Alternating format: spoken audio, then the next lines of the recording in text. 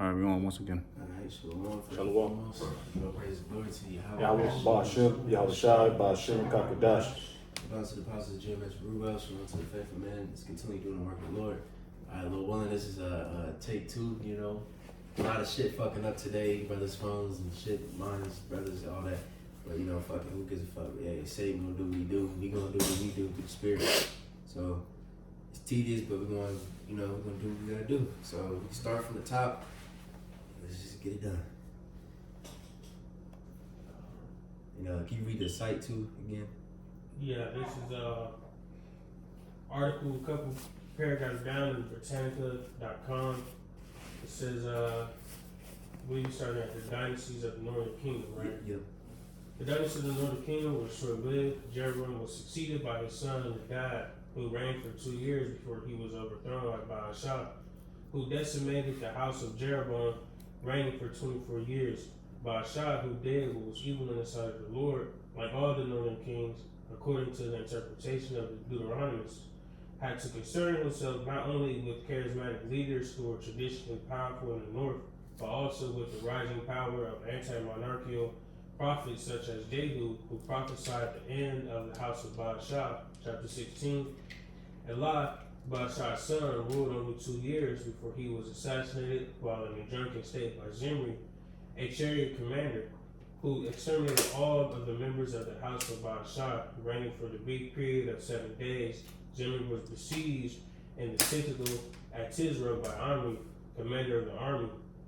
Zimri burned to death in the king's house. Much of this political turmoil and confusion in the north occurred during the reign of Asa, king of Judah, from about 913 to 873 BCE, who inaugurated religious reforms such as banning male cult prostitutes and the worship of the Canaanite goddess Asherah that had been sponsored by his mother Maacah, the queen regent.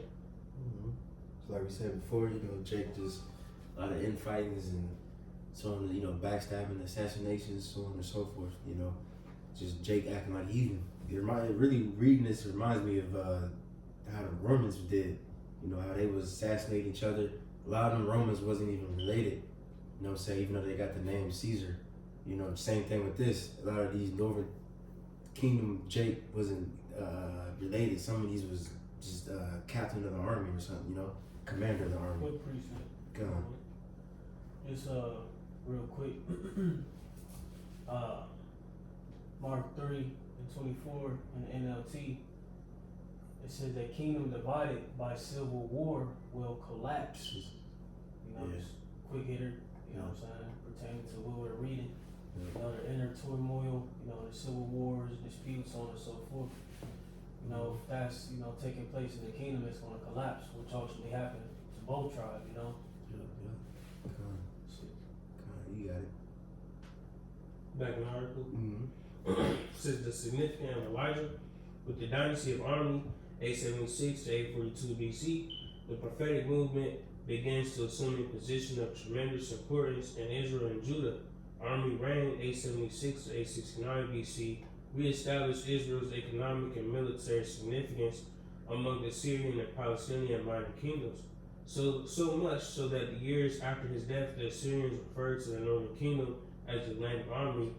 He is mentioned in the Moabite stone of King Nisha, 9th century BCE, as a king who humbled Moab many years to strengthen an alliance with the Phoenicians. Omri contracted a marriage between Jezebel, princess of Sidon, and his son Ahab. The marriage proved to be faithful for Israel and was a catalyst that brought the prophetic movement into a course of action in a form that became Israel's contribution to Near Eastern prophecy. Alright, so let's somebody read that Moabite stone and then that scripture again, and then we can just move forward from that. Just to show you too that this is a secular history, that this history was written down. Yep, That's even. and if I may add, this helps us, identify, the true Hebrew as well. Because you got big Genesis say something like, how this not the Lasha Kohan Kodash, or something like that, yeah. Oh, shit. So artifacts like this, etc., proves what the true native tongue is, But real quick, just a AI overview concerning the Moabite stone. It says the Moabite stone Meshah Stiel or Steli is a 9th century BCE inscription by King Mesha of Moab, detailing his victory over Israel, attributing it to his god Chemosh, and recounting his building projects, confirming biblical accounts of Moab's conflict with Israel, Omri and Ahab, and notably mentioning the house of David, providing crucial historical evidence for ancient Israel and Judah. There's some bullet points. You want me to read them? If you see something. Kanye, I'll just read it. It says, key things the stone says. It says, King Mesha's identity. I am Mesha, son of Chemosh, king of Moab, the Dibonite from Dibon. Oppression by Israel. It says, mentions King Omri of Israel and his son oppressing Moab for many days because of Chemosh was angry with his land. Rebellion and victory. Describes Mesha's successful revolt against Israel, reclaiming lands of Medeba and Nebo, and killing inhabitants as sacrifices to Chemosh. Praise for Chemosh attributes all his success to his god, Chemosh, who helped him overthrow Israelite rule, which ultimately we know they prevailed because our nation wasn't in its right state, you know. But it says building projects. It says details his construction of walls, gates, towers, and King's house in Quiriyuha, house of David. It says a debated but widely accepted reading refers to the house of David, corroborating David's dynasty as a historical entity. Mention of Yahweh notes Mesha took vessels of the Israelite god Yahweh and presented them before Chemosh. Right. That's beautiful. You got the actual Yahweh's name on there. You know what I'm saying? So like you said, to them guys that try to talk shit against the Hebrew and the name, we don't know the name. Like, hey, like Elias Mamba said, bro, the Lord, he knows how to preserve anything. He know how to preserve his word, he know how to preserve his name. And that's proof right there, you know? Caught a couple pictures there. Catch them. Already captured one? No, okay.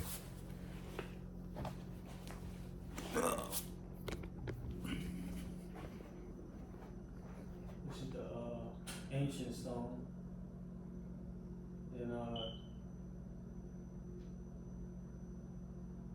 a little picture or clear. Which is the Paleo Hebrew, which we believe and know is the true Hebrew. All right. And then we just read the bullet points of what's written in it, right?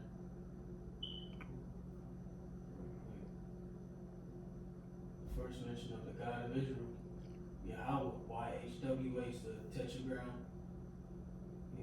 which is Yahweh.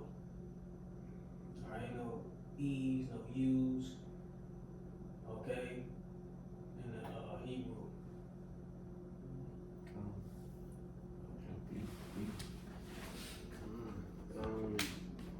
Oh yeah, somebody got that scripture. Kings. Yeah. 16. This is Kings, 1 Kings chapter 16, verse 25. It says, but Omri wrought evil in the eyes of the Lord and did worse than all that were before him. For he walked in all the way of Jeroboam, the son of Nebat, and in his sin wherewith he made Israel to sin. Right, So- which is the first king of Israel. It says to provoke the Lord, the power of Israel, to anger with their vanities.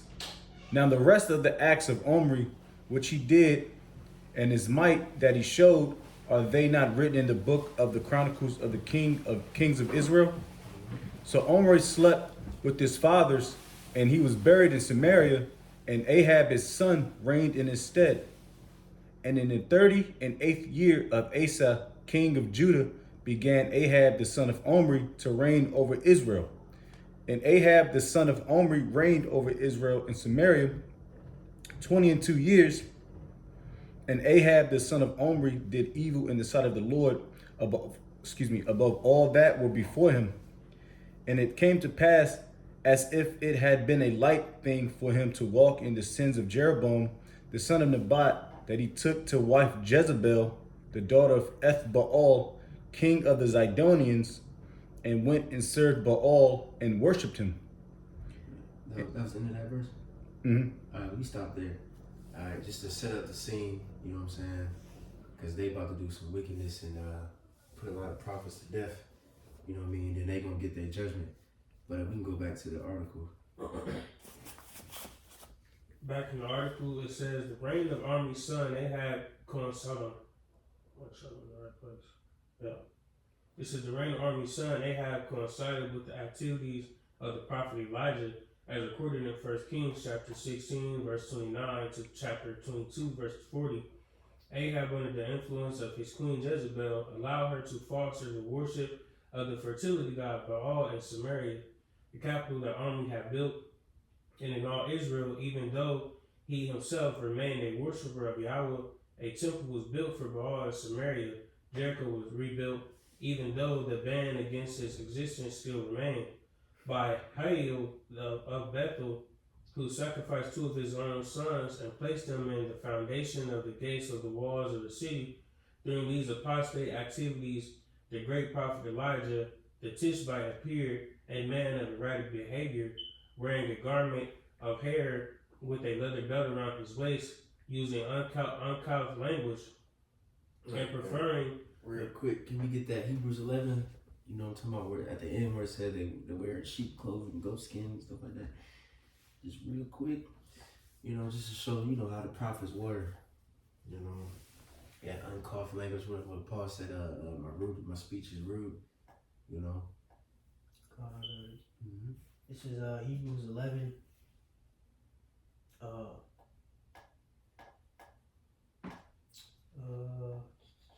This whole chapter pretty much going into faith. I got it. You know the men and their works.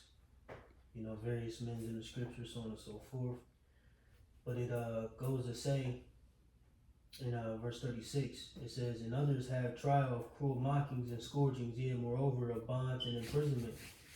They were stoned, they were sawn asunder, they were tempted, were slain with the sword, they wandered about in sheepskins and goatskins, being destitute, afflicted, tormented, of whom the world was not worthy. They wandered in deserts and in mountains and in dens and in caves of the earth." Mm-hmm. Right, so that was the prophet where Yahweh said, what you expect, what you went out there to see.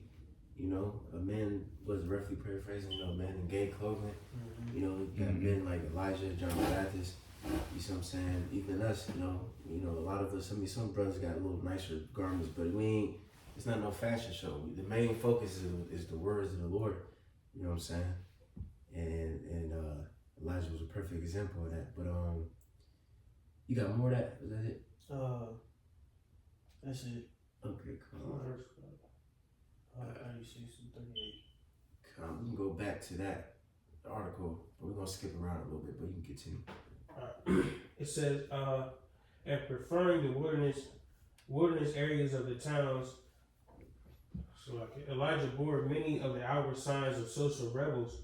At odds with the court authorities, he began his prophetic career just prior to a retreat in the wilderness during a drought, which he had announced to Ahab, thus pointing out that Yahweh, rather than Baal, is the Lord of nature. In the desert, he performed 2 miracles. He assured a widow and her son of continuous food for her act of generosity to him, and cured her son, apparently dead, who had stopped breathing, by stretching himself on top of the boy 3 times. Elijah then went to the court of Ahab at Samaria after having met one of the leading prophets, Obadiah, who had escaped Jezebel's attempt to destroy the leaders of the cult of Yahweh, and stood before Ahab, accusing the king of being the trouble of Israel for having followed the cult of Baal. Elijah hurled a challenge to the Baalists, supported by Jezebel, to meet him in a contest on Mount Carmel. Mm-hmm. All right. Now skip down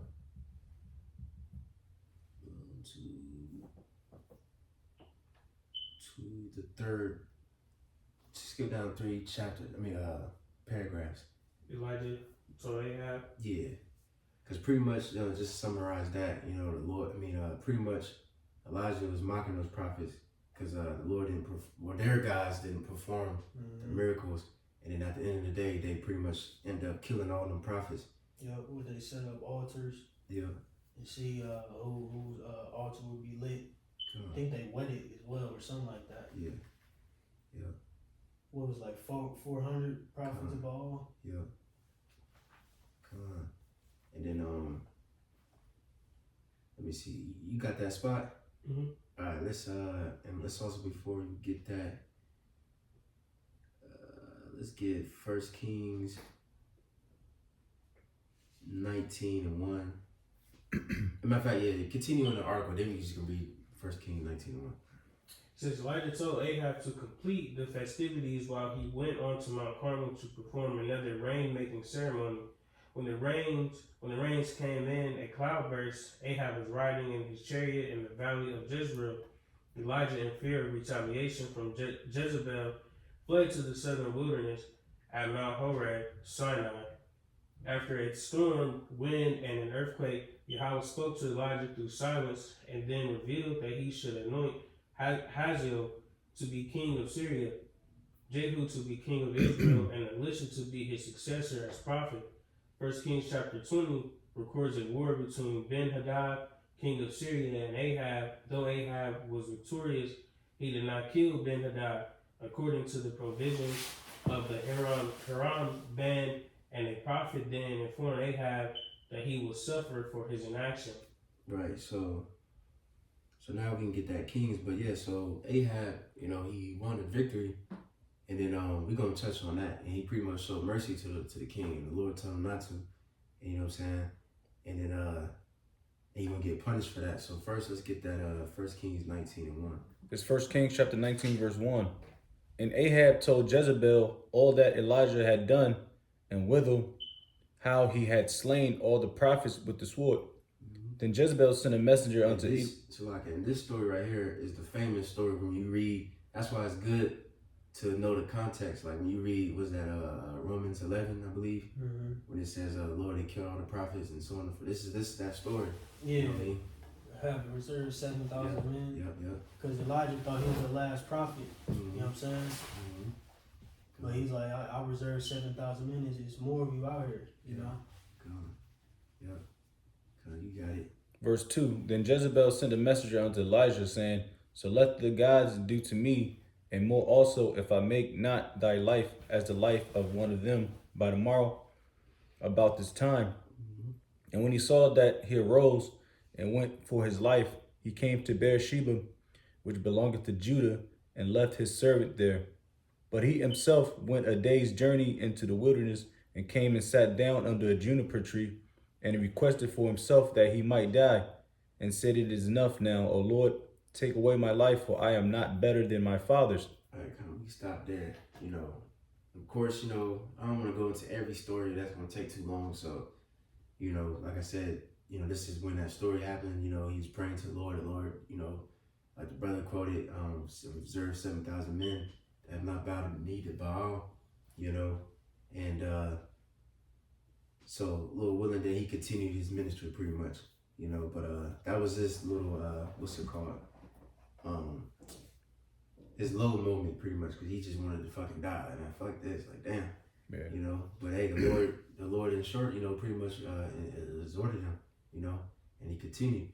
But now we can go to 1 Kings 20 and 1. We might skip around a little bit. All right. But yeah, you got it. 1 Kings chapter 20, verse 1. And Ben-Hadad, the king of Syria, gathered all his hosts together, and there were 32 kings with him, and horses and chariots. And he went up and besieged Samaria and warned against it. And he sent messengers to Ahab, king of Israel, into the city, and said unto him, Thus saith Ben-Hadad, Thy silver and thy gold is mine, thy wives also, and thy children, even the goodliest, are mine. And the king of Israel answered and said, My lord, O king, according to thy saying, I am thine, and all that I have. And the messengers came again and said, Thus speaketh Ben-Hadad, saying, although I have sent unto thee, saying, Thou shalt deliver me thy silver and thy gold and thy wives and thy children. Yet I will send my servants unto thee tomorrow and about this time, and they shall search thine house and the houses of thy servants. And it shall be that whatsoever is pleasant in thine eyes, they shall put in their hand and take it away. Then the king of Israel called all the elders of the land and said, Mark, I pray you, and see how this man seeketh mischief, for he sent unto me for my wives and for my children and for my silver and for my gold, and I denied him not. And all the elders and all the people said unto him, Hearken not unto him, nor consent. Wherefore he said unto the messengers of Benhadad, Tell my lord the king all that thou didst send for to thy servant at the first I will do, but this thing I may not do. And the messengers departed and brought him word again. And Benhadad sent unto him and said, The gods do so unto me, and more also, if the dust of Samaria shall suffice for handfuls for all the people that follow me. And the king of Israel answered, What verse? Oh, you 11, right? 11. All right. You go to 13. All right, verse 11. And the king of Israel answered, jump to, okay. Verse 13. And behold, there came a prophet unto Ahab, king of Israel, saying, Thus saith the Lord, Hast thou seen all this great multitude? Behold, I will deliver it into thine hand this day, and thou shalt know that I am the Lord. And Ahab said, By whom? And he said, Thus saith the Lord, even by the young men and of the princes of the provinces. Then he said, Who shall order the battle? And he answered, Thou.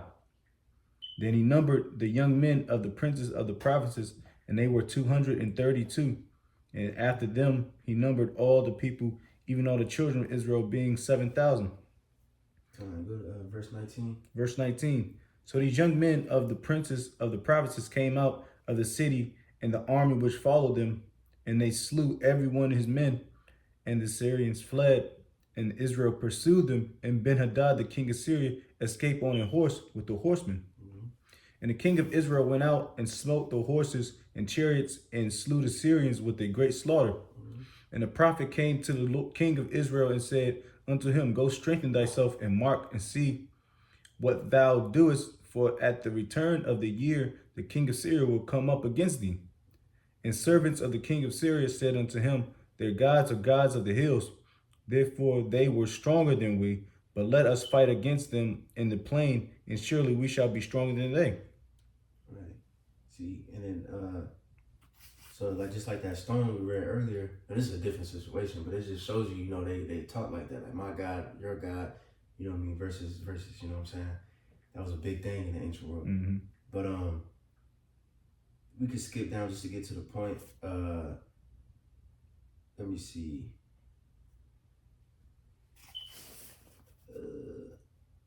Let's go to 31, because pretty much they end up whooping their ass, and then they wanted to seek mercy, and this is where the king Ahab went off, because he's supposed to destroy all of them. You know what I'm saying? So let's get to verse 31. Verse 31. And his servants said unto him, Behold, now we have heard that the kings of the house of Israel are merciful kings. Let us, I pray thee, put sackcloth on our loins and ropes upon our heads, and go out to the king. And go out to the king of Israel. Peradventure, he will save thy life. So they girded up sackcloth on their loins and put ropes on their heads, and came to the king of Israel and said, Thy servant Benhadad saith, I pray thee, let me live. And he said, Is he yet alive? He is my brother. Now the men did diligently observe whether anything would come from him, and did hastily catch it. And they said, Thy brother Benhadad. Then he said, Go ye, bring him. Then Benhadad came forth to him, and he caused him to come up into the chariot. And Benhadad said unto him, The cities which my father took from thy father I will restore, and thou shalt make streets for thee in Damascus, as my father made in Samaria. Then said Ahab, I will send thee away with this covenant. So he made a covenant with him, and sent him away. Right, the Lord commanded us not to make a covenant with these heathen. You know what I'm saying? He said, we're going to make a street in Damascus, like my father did in Samaria. So pretty much, you know, the king, he was gonna control that, you know, pretty much make money off that. You know what I'm saying? So he thought it was like a business deal, you know, disregarding the Lord's commandment. But you got it. Verse 35, and a certain man of the sons of the prophets said unto his neighbor, in the word of the Lord, smite me, I pray thee. And the man refused to smite him. Then said he unto him, because thou hast not obeyed the voice of the Lord, behold, as soon as thou art departed from me, a lion shall slay thee. And as soon as he was departed from him, a lion found him and slew him. Then he found another man and said, smite me, I pray thee. And the man smote him, so that in smiting he wounded him. So the prophet departed and waited for the king by the way, and disguised himself with ashes upon his face. And as the king passed by, he cried unto the king, and he said, thy servant went out into the midst of the battle, and behold, a man turned aside and brought a man unto me, and said, keep this man, if by any means he be missing, then shall thy life be for his life, or else thou shalt pay a talent of silver. And as thy servant was busy, The prophet was being like a righteous snake, you know what I mean? I'm trying to think of the word. He just pretty much disguised himself and was using a similitude, and then he pretty much did like kind of what Nathan did to Daniel. You know, he was like there was a person that has, remember that story? I forgot what he told it, David, and then he pretty much tricked him like, nah, you the man that stole the He used a parable. Yeah, the parable. That's what. Yeah, the parable, the similitude. You know what I'm saying? And he pretty much doing the same thing with this king. You know, but you got it. Verse 40. And as thy servant was busy here and there, he was gone. And the king of Israel said unto him, so shall thy judgment be, thyself has decided it. And he hasted and took the ashes away from his face. And the king of Israel discerned him that he was of the prophets. And he said unto him, that thus saith the Lord, because thou hast let go out of thy hand a man whom I appointed to utter destruction, therefore thy life shall go for his life, and thy people for his people. And the king of Israel went to his house heavy and displeased, and came to Samaria. Right. So he did something similar to King Saul. Like he's supposed to kill all of the Edomites. Yeah. You see, and but eventually, Ahab he went sorrowful. So the Lord showed him a little mercy, and he said, "I'm not going to do it to you in your life." You know, he died first, and then he started putting judgment on his household. But we can go back to that article. It says, okay.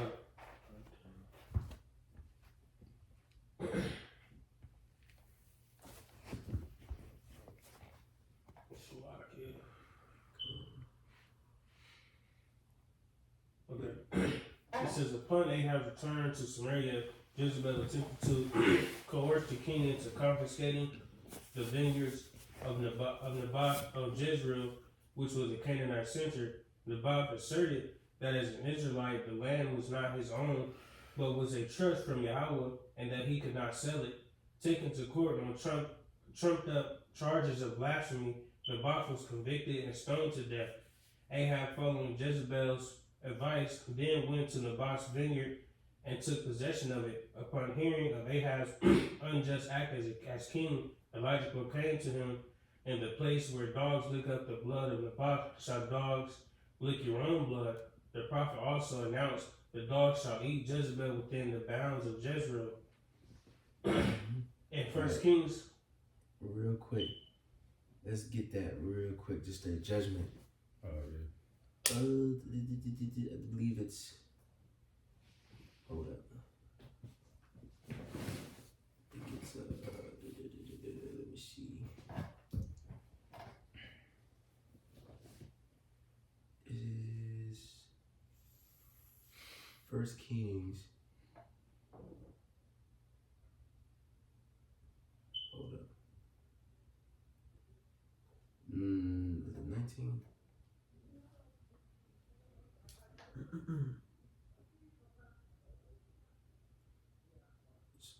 Somebody can find that. Yeah. Find that from the Bible. Shall we threw her out the window?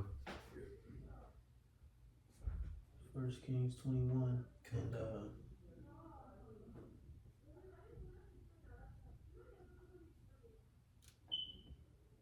I can just start at 19 maybe.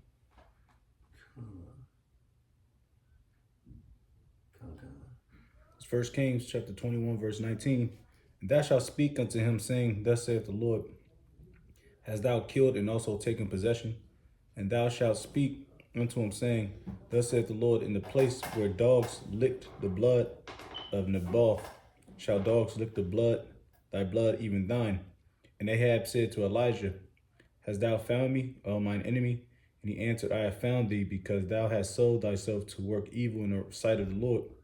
Behold, I will bring evil upon thee, and I will take away thy posterity, and will cut off from Ahab him that pisseth against the wall, and him that is shut up and left in Israel, and will make thine house like the house of Jeroboam the son of Nebat, and like the house of Baasha the son of Ahijah, for the provocation, wherewith thou hast provoked me to anger and made Israel to sin. Now you gotta jump to Second Kings 9.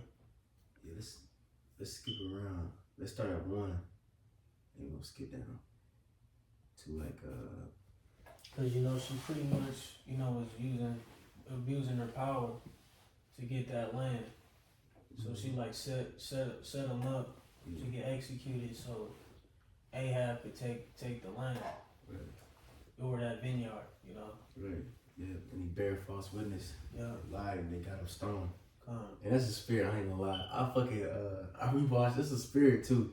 On some random shit. I rewatched Emperor's New Groove, you know what I'm saying? Smack. Bro, smack. And you remember the whole story, the dude, he wanted, cause he was a king, he didn't give a fuck about nobody but himself. And remember the servant that came, he wanted to take his land on the top of the hill. You know what I'm saying? It remind me of that. I'm like, damn. Cause that's, you know what I mean? At the end of the day, he ended up showing mercy. But it's the same thing in this situation. Like you unrighteously took a land from somebody. You know what I mean? And the Lord judged you for that and for not destroying the king of Syria. And of course, the other wickedness this nigga was doing. But you got it. 2 Kings 9. 2 Kings 9, verse 1.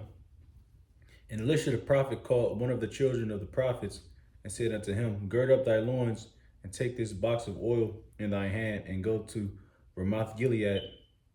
And when thou comest thither, look out there Jehu the son of Jehoshaphat the son of Nimshi, and go in and make him arise up from among his brethren. Oh, trying bugging out again. I'll read.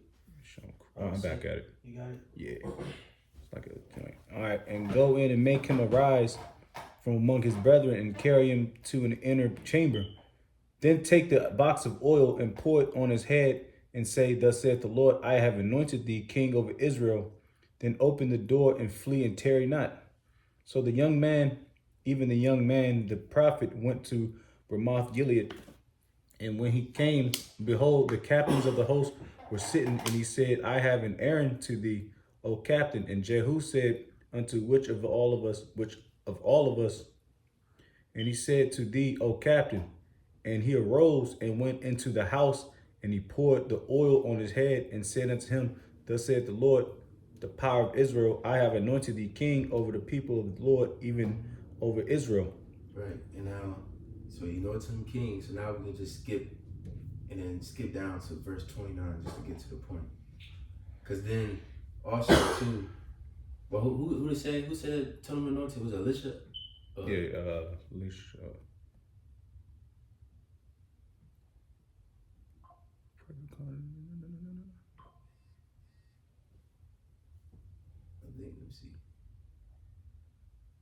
Yeah, Elisha, yeah. Verse 9. So Lucky, I forgot to mention. So Elijah, he already passed by this time.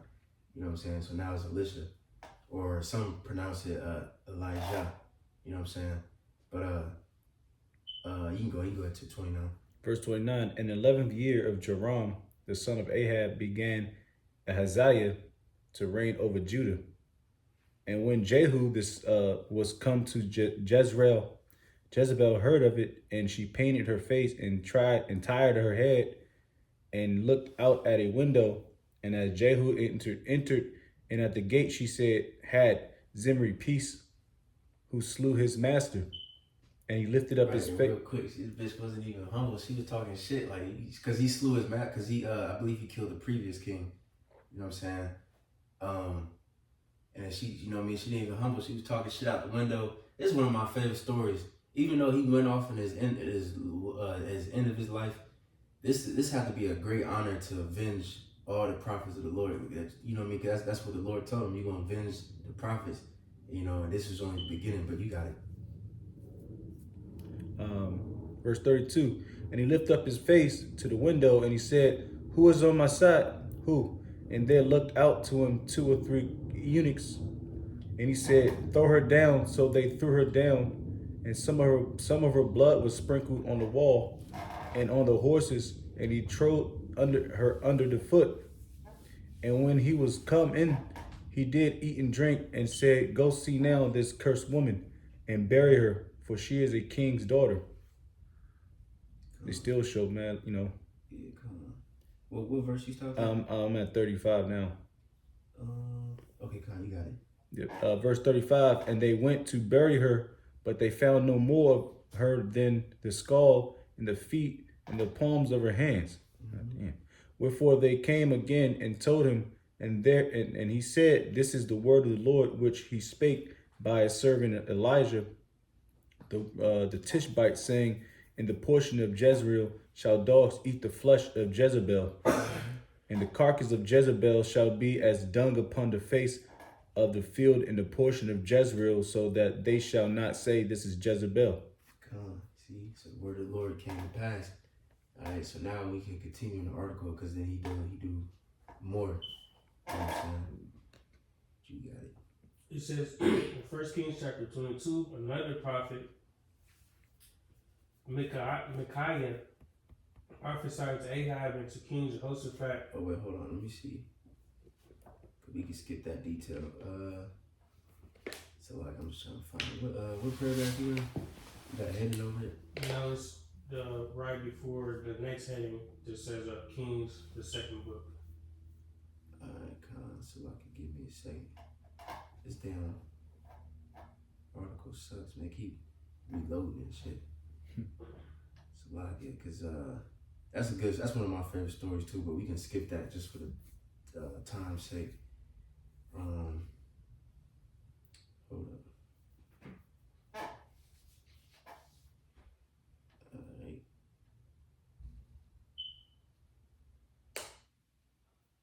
Let me see. Well, what's the next heading says? Kings, the second book. Hold on, I'm almost there. Shit just got low. Alright, we can go down to skip down to where it says the significance of Elisha, and then go to this let me see, because some of this we already read. They just summarizing it, so we can go down to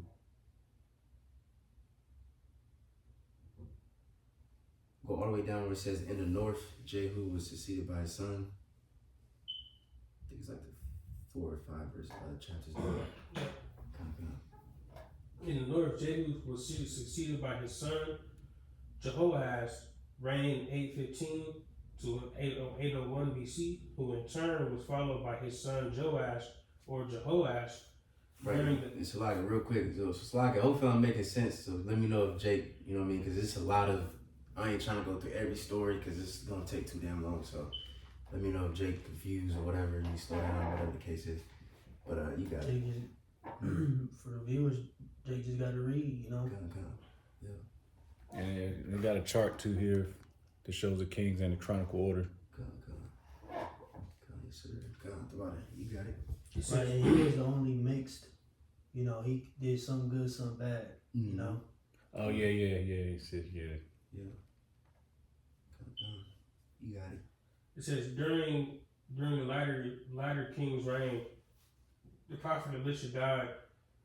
Though the Deuteronomic historian says a little, But so like, you read the in the north, Jehu was succeeded by his son.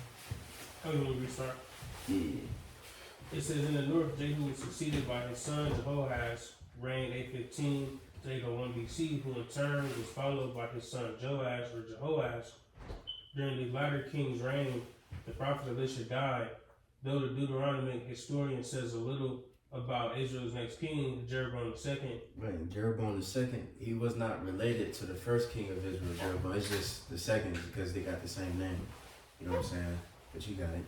He was a major monarch, reestablishing the northern kingdom, ancient boundaries, and fostering a period of economic prosperity during the reign of Jeroboam II, 786 to 746 BCE, a time of both economic advances and social injustice. Amos, the great prophet of social justice, arose. During Jeroboam's last years, another great prophet, Hosea, whose message centered on covenant love, arose to call an apostate people back to their covenant responsibilities. Right, and real quick, and next we're about to go into the fall and how they got scattered. What we at in time? Real quick. You had 41 minutes. Next one we're gonna kind of power. We should be able to make it an hour. But real quick, can somebody get Amos 1:1 and Hosea 1:1 just to show you? Cause they told you what kings that was ruling at that time that they was prophesying. You know what I'm Who's saying? going first? It don't matter. This Hosea 1:1. It reads, the word of Yahweh came unto Hosea the son of Beeri in the days of Uzziah, Jotham, Ahaz, and Hezekiah, kings of Judah, in the days of Jeroboam the son of Joash, king of Israel. Right. Jeroboam, king of Israel. You know, and of course we're gonna touch on that later, more in detail in that book. But just to get the overview. But next we can get the Amos. Amos chapter 1 verse 1. The words of Amos, who was among the herdmen of Tekoa, which he saw concerning Israel in the days of Uzziah, king of Judah, and in the days of Jeroboam, the son of Joash, king of Israel, 2 years before the earthquake. Right. So that was in the time of Jeroboam II, you know what I'm saying? So just to show you, because, you know, I think that's a good link to, kings and prophets. You know, because they both was very significant at the times, you know. But we can go ahead and keep going to the fall of Israel. It says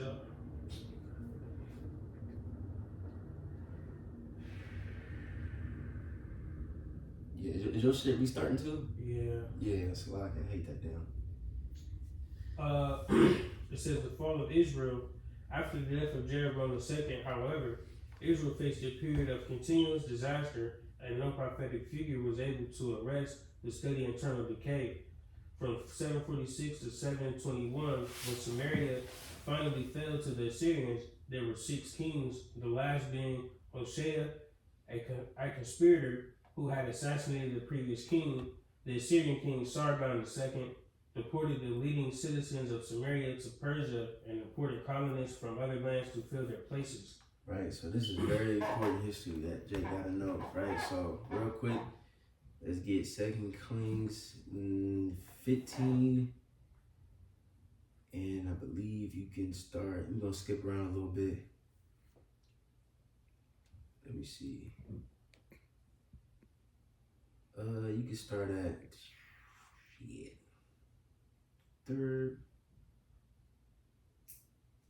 13. 2 Kings chapter 2 Kings chapter 15 verse 13. Shalom the son of Jabesh began to reign in the 39th year of Uzziah the king of Judah, and he reigned a full month in Samaria. For Menahem the son of Gedai went up from Tirzah, and came to Samaria, and smote Shalom the son of Jabesh in Samaria, and slew him, and reigned in his stead. And the rest of the acts of Shalom and his conspiracy which he made, behold, they are written in the book of the Chronicles of the Kings of Israel. Then Menahem the smote Tifsa, and all that were therein, and the coast thereof from Tirzah because they opened not to him. Therefore he smote it, and all the women therein that were with child he ripped up. Right. Keep going to verse 19. Verse 19. And Pul, the king of Assyria, came against the land, and Menahem gave Pul 1,000 talents of silver, that his hand might be with him to confirm the kingdom in his hand. And Menahem exacted the money of Israel, even of all the mighty men of wealth, of each man 50 shekels of silver, to give to the king of Assyria. So the king of Assyria turned back and stayed not there in the land. Right. So they chilled out for a second. But they gonna keep coming back. You know what I'm saying? Yeah, you get greedy. Yeah. And then now we can go to verse 23. Verse 23. In the 50th year of Azariah, king of Judah, Pekahiah, the son of Menahem, began to reign over Israel and Samaria, and reigned 2 years. And he that which was evil in the sight of the Lord, he departed not from the sins of Jeroboam, the son of Nebat, who made Israel to sin. But Pekah, the son of Remaliah, a captain of his, conspired against him, and smote him in Samaria, in the palace of the king's house, with Argob and Ariah, and with him 50 men of the Gileadites, and he killed them and reigned in his room. And the rest of the acts of Pekahiah, and all that he did, behold, they are written in the book of the Chronicles of the Kings of Israel. In the 52nd year of Azariah, king of Judah, Pekah, the son of Remaliah, began to reign over Israel and Samaria, and reigned 20 years. And he did that which was evil in the sight of the Lord. He departed not from the sins of Jeroboam, the son of Nebat, who made Israel to sin. In the days of Pekah, king of Israel, came Tiglath-Pileser, king of Assyria, and took Ijon and Abel-Beth Makath, and Janoah, and Kadesh, and Hazor, and Gilead, and Galilee, all the land of Naphtali, and carried them captive to Assyria. Right, so this is the first time, but they're gonna do it the second time. You know what I'm saying? So some Jake was brought to Assyria. You know what I'm saying? And then let me see. You can read one more verse, and then we can go to chapter 17, just to show when Jake fully got put out the land. And Hosea, the son of Elah, made a conspiracy against Pekah, the son of Remaliah, and smote him, and slew him, and reigned in his stead in the 20th year of Jotham, the son of Uzziah. Man, these northern tribe niggas are wicked. Man, you know, I believe Hosea, he's the last king of Israel. You know what I'm saying? I think it's Hosea. Yes, well, Yeah. whatever how you pronounce that nigga name. You got it. He was a picture too, Jay. Oh yeah.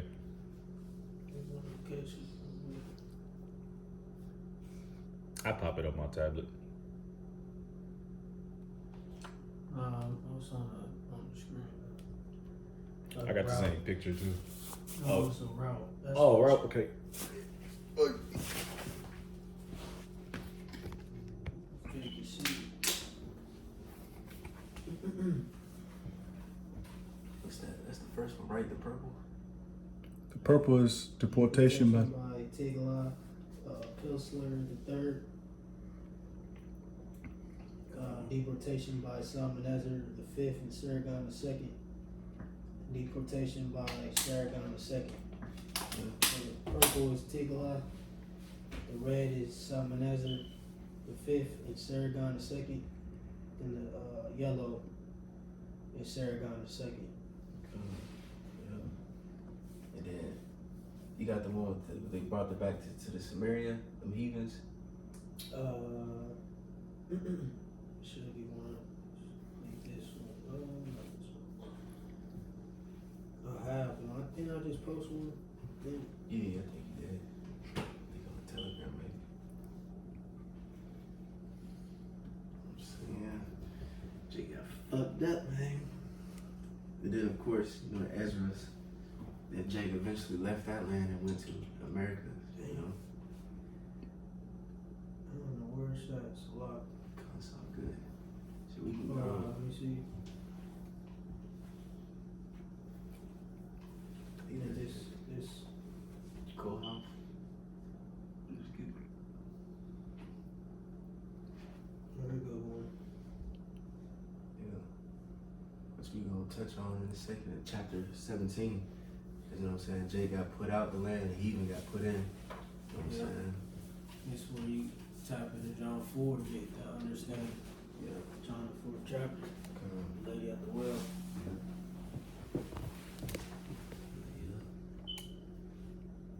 Yeah. Ready? 17:1.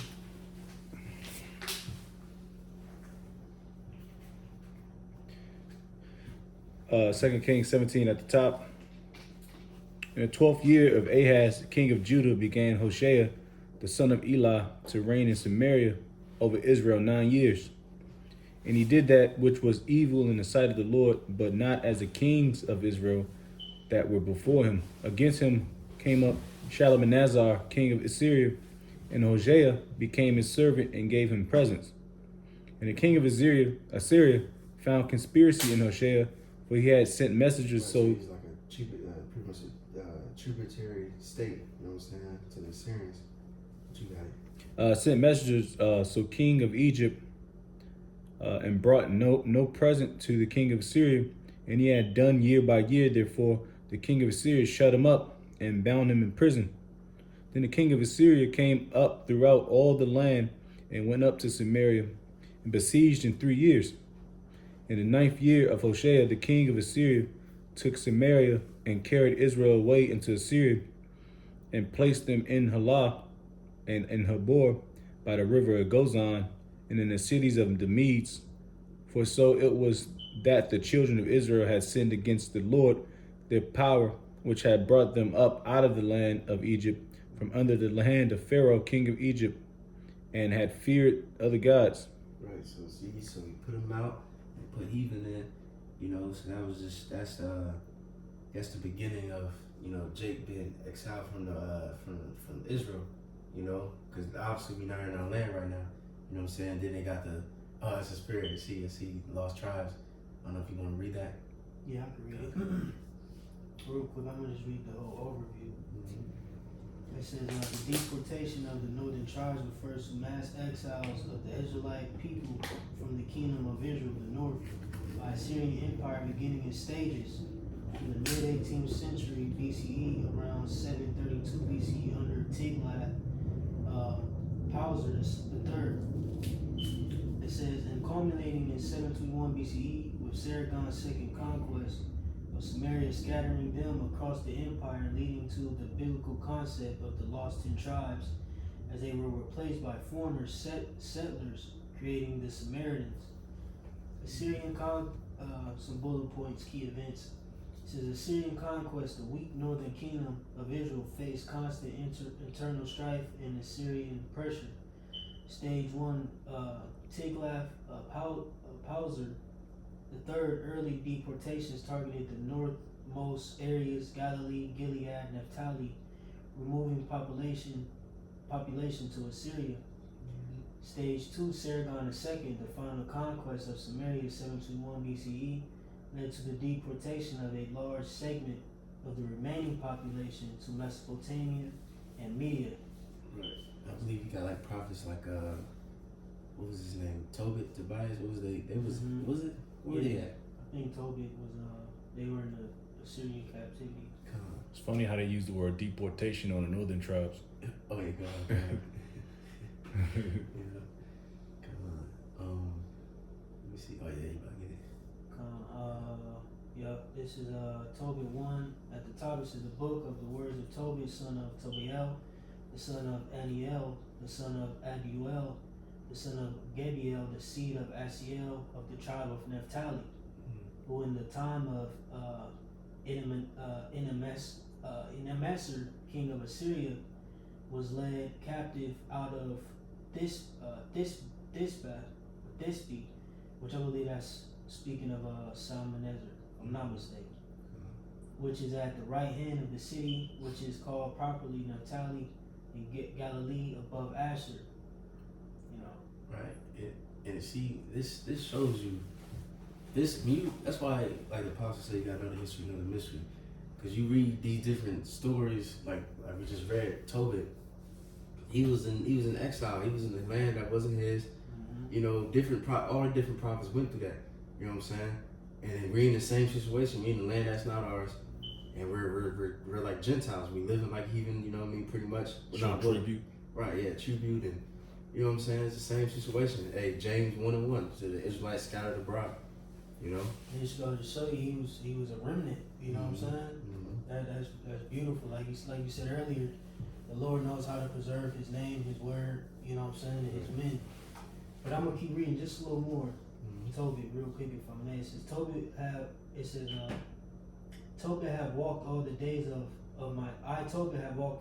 my life in the ways of truth and justice, and did many alms deeds to my brethren and my nation, who came with me to Nineveh, into the land of the Assyrians. And when I was in mine own country, in the land of Israel, being but young, all the tribe of Naphtali my father fell from the house of Jerusalem, which was chosen out of all the tribes of Israel. And all the tribes should sacrifice there, where the temple of the habitation of the Most High was consecrated and built for all ages. Now all the tribes which together revolted, and the house of my father Naphtali sacrificed unto the heifer Baal. That's heavy, you know what I'm saying? You know, just giving you that history of what was going on, you know, that, like I said, at that time, you know, he was a young boy, you know, so he witnessed, you know, all the stages, you know, or, you know, majority of the stages prior to the deportation of the northern tribes, you know, where he wound up in Nineveh, you know. Come. Was it there? Yeah, come on. Like, where we at? Like an hour? 3 minutes will be. Okay, so what we gonna do? I was gonna touch on the Judah getting spread, but that's gonna take too long. So, and it's about to be camped. So we probably gonna touch on that. The next class, the fall of Judah, and probably mix in there.